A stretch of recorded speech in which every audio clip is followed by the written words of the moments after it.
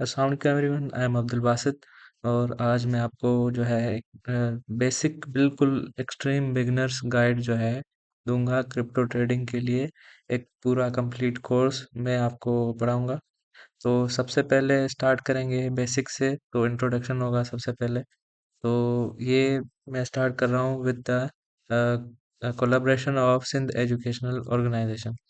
तो ये मेरा इंट्रोडक्शन है शॉर्ट सा।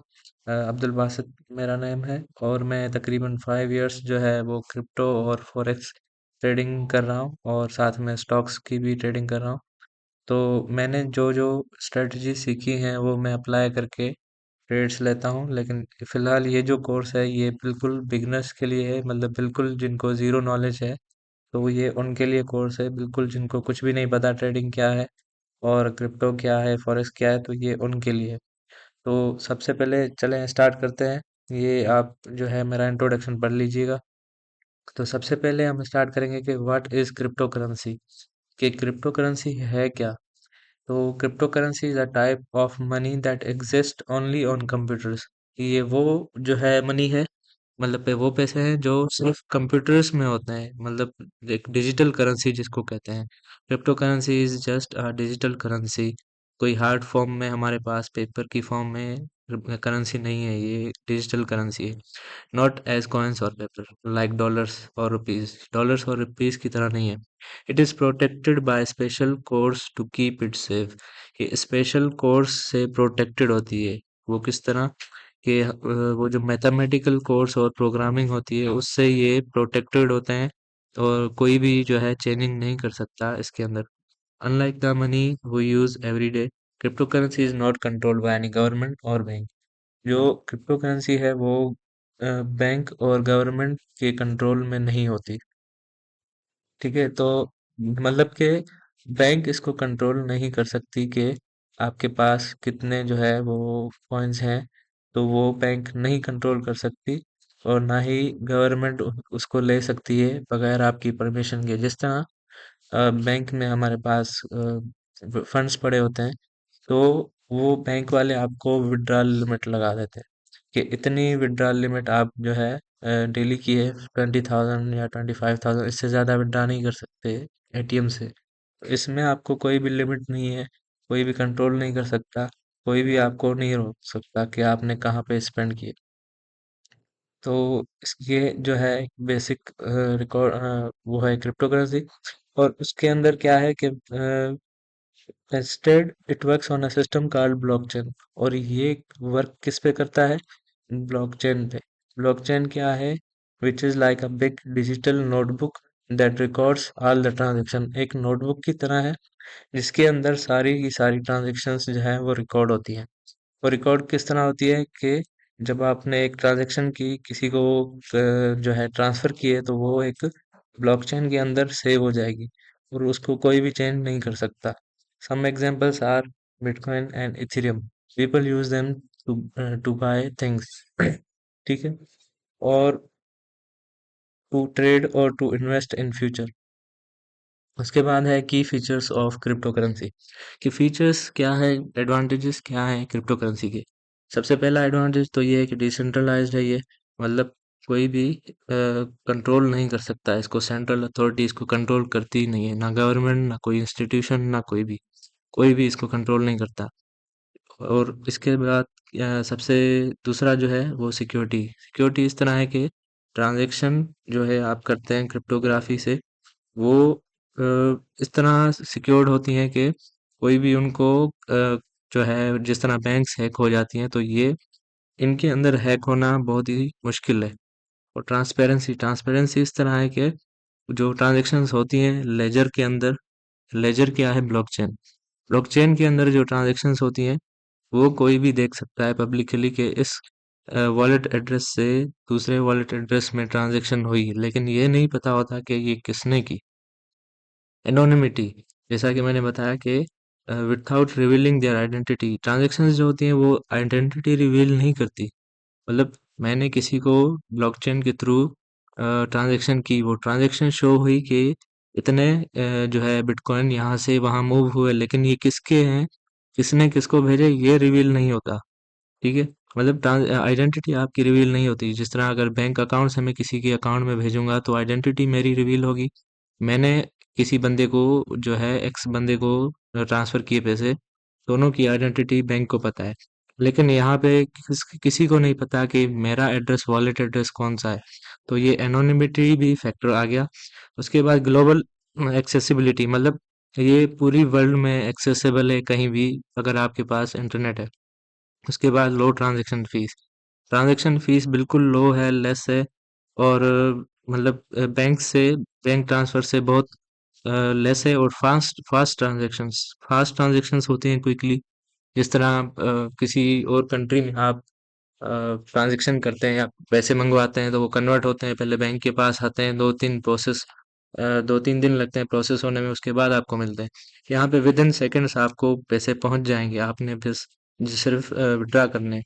ओनरशिप कंट्रोल, मतलब आपके पास फुल कंट्रोल है, gives you full control of your money. कोई आपको ये नहीं कहेगा कि आपने जो है इतने विड्रा करने हैं दिन में, इतने नहीं करने, जैसे बैंक आपको लिमिट लगा देती है। तो without reliance on intermediary like banks आपको आपके बीच में नहीं होंगी, आपका फुल कंट्रोल होगा। और ना ही इसमें गवर्नमेंट कंट्रोल करेगी। Immutability, once a transaction is recorded on the blockchain it can not be change. मतलब एक बार ट्रांजैक्शन हो गई, मैंने कर दी, तो वो वापस रिवर्स नहीं हो सकती, कुछ भी हो जाए। इस तरह बैंक है या आईजी पैसा जैस कैश है, मैंने किसी को ट्रांजैक्शन की तो मैं अगर बैंक में कंप्लेन करूंगा कि ये बाय मिस्टेक हो गई, इसको रिवर्स करें, तो वो रिवर्स करवा देते हैं अगर आपके पास प्रूफ है और ऑथेंटिक प्रूफ है। लेकिन ब्लॉकचेन में ये रिवर्स नहीं होती, चाहे कुछ भी हो, अनटिल कि वो बंदा जिसके पास ट्रांजैक्शन हुई वो खुद ना भेजे, यहाँ पे रिवर्स नहीं होती। तो इसमें जो है एरर्स के चांसेस बहुत कम है। आप अगर एरर करेंगे तो वो आपकी मिस्टेक होगी, लेकिन वो रिवर्स नहीं हो पाएगी। और कोई इस तरह जो है बैंक्स को जिस तरह अभी स्कैम होते हैं कि वो एप्लीकेशन फाइल करते हैं, ये बाय मिस्टेक हुई, तो ये मसले भी आते हैं। तो ये मसला इसमें नहीं होगा क्रिप्टो करेंसी में। इसके बाद है risk of crypto currency. Risk क्या है, सबसे मेन चीज जो लोगों को नहीं पता, मोस्टली एशिया में लोगों को नहीं पता, वो ये इस चीज से अवेयर नहीं है। तो प्राइस वॉलेटिलिटी, मतलब इतनी रैपिडली प्राइस अप डाउन होती है कि लोग उसको जो है, जो इन्वेस्टर हैं या ट्रेडर्स हैं, वो इसमें जो है बहुत ज्यादा लॉस करता है। उसके बाद लैक ऑफ रेगुलेशन, रेगुलेशन का इशू है। जिस तरह गवर्नमेंट अप्रूव नहीं करती, रेगुलेट नहीं करती, क्योंकि उनके कुछ रीजंस है जिसकी वजह से अगर गवर्नमेंट अप्रूव नहीं करती तो अ, ये रिस्क आ सकता है कि अगर आपके फंड्स ज़ाया हो गए तो गवर्नमेंट आपकी जिम्मेदारी नहीं लेगी। उसके बाद सिक्योरिटी थ्रेट्स, सिक्योरिटी थ्रेट्स में क्या है कि जो वॉलेट्स हैं या कोई आपके अकाउंट्स हैं वो हैक हो सकते हैं और वो आपके फंड्स जा सकते हैं।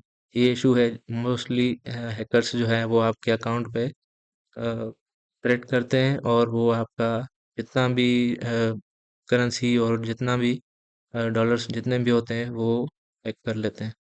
क्योंकि एजुकेशन कम है, लोगों को नहीं पता, इस वजह से वो अपने फंड्स गंवा देते हैं। इरिवर्सिबल ट्रांजैक्शन, ये एक बेनिफिट भी है और कह सकते हैं कि डिसएडवांटेज भी है। अगर गलती से हो गए तो वो चले गए, वापस नहीं आएंगे। लिमिटेड एक्सेप्टेंस, मतलब एक्सेप्टेंस बहुत कम है। अभी तो बहुत एक्सेप्टेंस बढ़ती जा रही है, लेकिन हर बिजनेसमैन, हर बंदा इसको एक्सेप्ट नहीं करता एज अ पेमेंट मेथड। तो ये इसकी लिमिटेशंस है। अच्छा, उसके बाद है स्कैम्स एंड फ्रॉड। तो इसमें ये है कि जो स्कैम्स हैं वो हो सकते हैं आपके साथ फेक कॉइन्स जो है वो परचेज करवा सकते हैं आपसे। जिस तरह अभी मार्केट में पाई कॉइन चल रहा है, फेक कॉइन, तो इसकी कोई ब्लॉकचेन नहीं है, कुछ भी नहीं है, लेकिन लोग फिर भी बाय कर रहे हैं, सेल कर रहे हैं, तो ये कंप्लीट फेक कॉइन है। तो इस तरह के स्कैम्स मार्केट में आते हैं और लोग उन्हें रियल समझते हैं कि भाई ये ब्लॉकचेन है, क्रिप्टो है, लेकिन वो ऐसा नहीं होता। और फिशिंग अटैक्स होते रहते हैं और पोंजी स्कीम्स वगैरह। जिस तरह आप इतने जो है पैसे डिपॉजिट करें तो आपको ये मिलेंगे मंथली बेसिस पे, इस तरह की जो स्कीम्स हैं और फ्रॉड्स हैं, ये भी इसी जो है उस पे टारगेट होते हैं। और उसके साथ है कॉम्प्लेक्सिटी। कॉम्प्लेक्सिटी में ये है कि थोड़ा सा टेक्निकल नॉलेज चाहिए होती है। केवाईसी करना, रजिस्टर करना, जो नॉन टेक्निकल बंदा है उसके लिए थोड़ा कॉम्प्लेक्स होता है।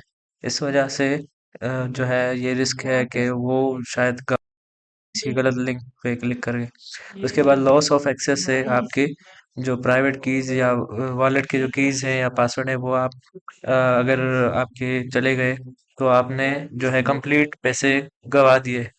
तो मतलब अगर आपके पासवर्ड जो है वो चला जाएगा तो आपने आपका एक्सेस खत्म हो जाएगा। इस तरह नहीं कि आप किसी को कॉल करके कहें यार मेरे पैसे जो है वो पड़े हुए हैं, मैंने विड्रा करवाने हैं। जिस तरह बैंक को कहते हैं हम कि एटीएम का पासवर्ड मैं भूल गया हूँ तो दूसरा पासवर्ड जनरेट करवाना है। तो ऐसी कोई सर्विस नहीं होगी। अगर पासवर्ड चला गया तो वो परमानेंटली आपके फंड्स खत्म हो जाएंगे।